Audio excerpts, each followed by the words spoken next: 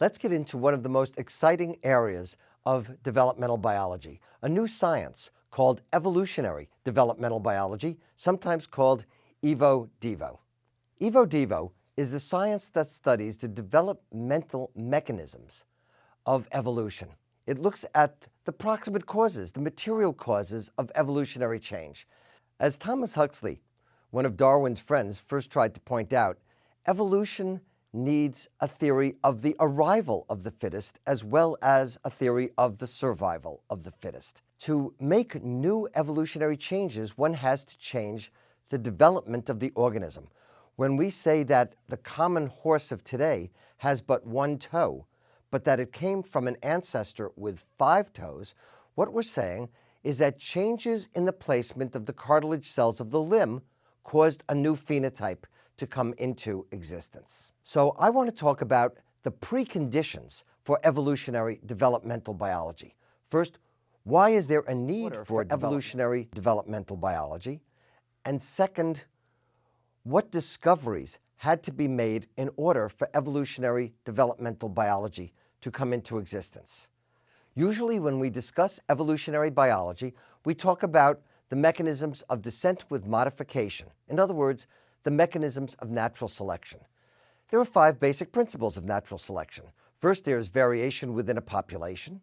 Secondly, there's competition for survival, with most of the organisms not being able to raise offspring in the great and complex battle of life.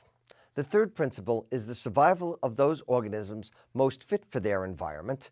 And the fourth principle is that the offspring for the next generation come from the survivors. Starting in the 1920s, when genetics was able to be added to evolutionary biology, a 5th principle was added, namely that the offspring inherit the genes that made their parents most fit for the environment. In the past 150 years, biology has shown all these principles to be correct. First, there is variation within the population. There is enormous variation within the human population. Just think of your classmates. Second, death is critically important, and most organisms die before reproducing. Darwin figured out some of the possibilities if animals were to reproduce without death pairing their numbers, so that an aphid, for instance, can make 524 times 10 to the 9th individuals in a year. A housefly could make 2 times 10 to the 20th individuals in a hot summer. And Staphylococcus aureus, the bacteria, could cover the entire planet 2 meters deep in 48 hours. So death is critically important. Moreover, death can be selective. In a study done on the Galapagos finches during the drought of 1976 to 1977, the grant showed that those finches that survived were those that had the largest beaks. They were able to get food resources that were unavailable to those finches with small beaks. So death was selective. Also, the notion that survivors inherit the genes that made their parents fit has been shown throughout the animal kingdom, not only in Darwin's finches, but also, for instance, in mosquitoes. The mosquito has amplified its esterase gene over 200 times, allowing it to degrade the insecticides that had been used to kill it. Similarly, the housefly and the cotton budworm have mutations that also give them resistance against insecticides.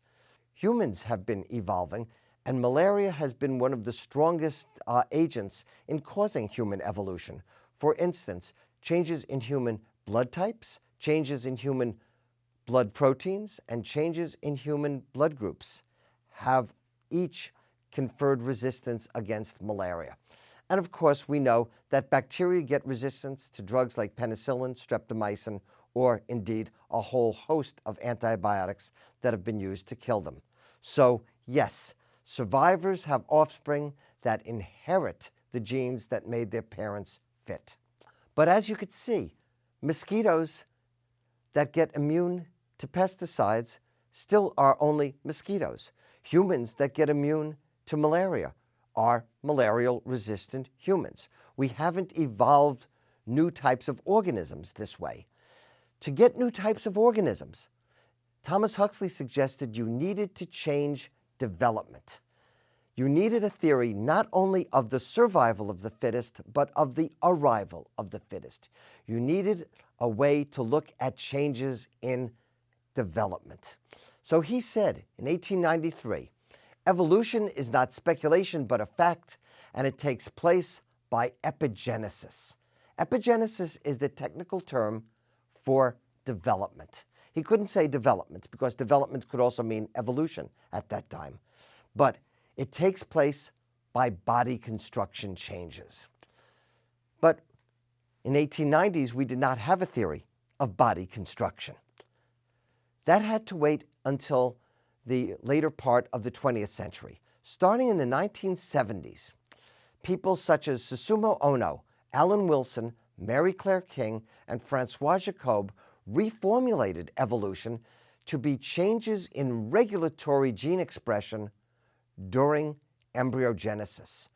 That changes during development were what constituted the important mechanisms of evolution. In their paper in 1975, Mary Claire King and Alan Wilson looked at evolution at two levels in humans and chimpanzees.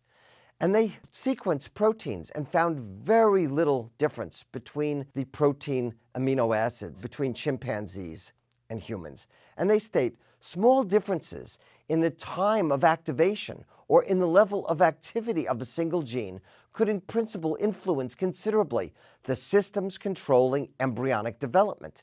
The organismal differences between chimpanzees and humans would then result chiefly from genetic changes in a few regulatory systems, while amino acid substitutions in general would rarely be a key factor in major adaptive shifts.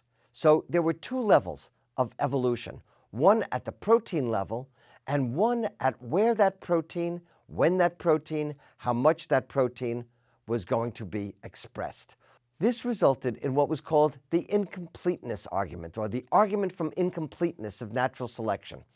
One example of this is in a paper by Hughes and Kaufman in 2002 concerning the modification of arthropods. They say, to answer this question of arthropod adaptation by invoking natural selection is correct, but insufficient. The fangs of a centipede and the claws of a lobster accord these organisms a fitness advantage. However, the crux of the mystery is this: from what developmental genetic changes did these novelties arise in the first place? How did you get arrival of the fittest? Now, Richard Goldschmidt was one of the first people who was thinking of trying to link evolution, development, and genetics. And he was the person who really said that evolution consists of inherited changes of development. And you might want to look at this way. There's functional biology, which is anatomy and gene expression. You take the first derivative of functional biology, dx dt, and what you get is development. Development is the first derivative of functional biology. If you take the second derivative of functional biology, namely the derivative of development, what you get is evolution.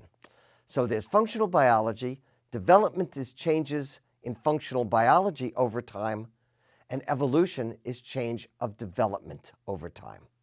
So evolution can be looked at as consisting of inherited changes of development, and developmental variations can bias which changes are more probable than others. Moreover, a more comprehensive theory of evolution is formed when the population genetic model of evolutionary change is supplemented by a developmental genetic model of body construction. In the 1980s and 1990s, some of the rules for body construction began to become apparent. First principle that was discovered by developmental biologists was that there is a small toolbox of regulatory genes that control the development of the embryo. There is remarkable similarity of these developmental regulatory genes throughout the animal kingdom. These genes encode paracrine factors and transcription factors, and they are linked by signal transduction cascades. The second principle that was discovered by developmental biologists was that there's enhancer modularity. that the expression of a gene can be altered in one organ without changing its expression in other organs, was critical for evolutionary developmental biology, because one of the critiques of evolutionary biology was that if you mutate the gene in one cell, it'll be mutated in all the cells. So how could you get hereditary changes which will lead to evolution? What we now know is that there is enhancer modularity. The third principle discovered by developmental geneticists was that there's gene duplication, and this can allow genes to acquire new functions and new expression patterns. So looking at the small toolbox, one of the best examples of this is the specification of the eye. The Drosophila eye is a compound eye that's made from imaginal discs that develop within the larva. The human or the mouse eye is not a compound eye. It's a one-lens eye, and it's made by interactions between the brain and the epidermis. Two very different types of eye, but both types of eyes are specified by the same gene, namely PAX6. The PAX genes and their relatives specify eye development throughout the animal kingdom. What's really amazing is you could take an activated PAX6 gene from a mouse, put it into the regions of Drosophila that are going to form the jaw, and what will happen is the PAX6 gene will specify the jaw region to become Drosophila eye, even if this PAX6 gene were from a mouse. Numerous regulatory genes that specify particular organs have been found to be homologous throughout the animal kingdom. So that's the first principle, the small toolbox. There's a relatively small group of genes that control development throughout the entire animal kingdom. The second principle is enhancer modularity. Here, a particular structural gene contains many enhancers. The enhancers allow it to be expressed, say, in the limb, or in the heart, or in the brain. If you mutate one of these enhancers, say the heart, the gene can still be expressed in, say, the limb and the brain. So by mutating and forming new enhancers, one can express the genes in different subsets of organs. This has been shown to be very important, for instance, in the evolution of stickleback fish. Stickleback fish can be found in marine environments where they have a pelvic spine, which is the equivalent of a hind limb, or they can be found in terrestrial environments, in lakes, where they do not have these pelvic spines. One of the genes that's important in making the pelvic spine is a gene called PITX1. PITX1 is found in the hind limb of vertebrates, and it's found in the pelvic spine region of the stickleback fish. In the lake forms of the stickleback fish, the enhancer for the ventral spine has been mutated, where the other enhancers are functioning. So PITX1 can still be expressed in the thymus, in the neuromast cells, in the olfactory pit of the nose. It can still be made in those organs, but in the lake-dwelling fish, it's not made in the pelvic area. Now, the pelvic spines of the marine fish allow those fish to avoid predators because the spines will lacerate the predators, destroy their jaws, where the predators in the lakes will actually grasp the pelvic spines in order to better eat the fish. So natural selection can work on not having the pelvic spines. But how do you get this condition of not having pelvic spines? You can delete an enhancer. That happens in humans. Humans have deleted the enhancer of the Duffy blood group substance in regions of the world where falciparum malaria is prevalent. The protist that causes falciparum malaria actually uses the Duffy blood group substance to gain entrance into the red blood cell where it can reproduce. The Duffy blood group substance is also found on certain neurons. By mutating the enhancer so that it cannot bind a transcription factor, allows the Duffy blood group substance to be absent on the red blood cells, but still present on the neurons which use it. By modulating enhancers, you can get evolutionary change. You can get selectable variation. Selectable variation can also be achieved by gene duplication. There's globin genes throughout our body. Now, there used to be an ancestral globin gene. That gene duplicated. Some of those globin genes acquired new functions. Some of the globin genes became the myoglobins, which are used to acquire oxygen in the muscles. Another group became the hemoglobins, which acquire oxygen in red blood cells. The globin genes that are involved in hemoglobin have also duplicated several times to form the alpha and beta, gamma, epsilon, and delta families of globin genes. Gene duplication may be very important for human brain evolution.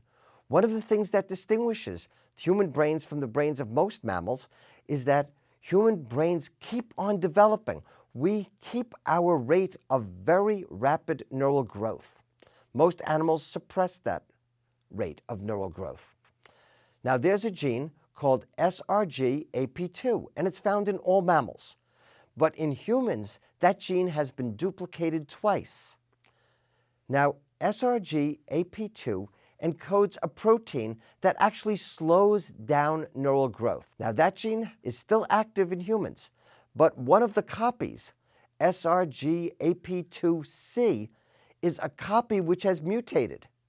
It's been changed so that it actually inhibits the other SRGAP2 proteins. So with SRGAP2C being active, it inhibits the inhibitor of neural growth, and it's one of the genes that allows the continuation of neural growth in the human brain. So here we have the three principles that allowed evolutionary developmental biology: the principle of the small toolkit, the principle of enhancer modularity, and the principle of variation through gene duplication.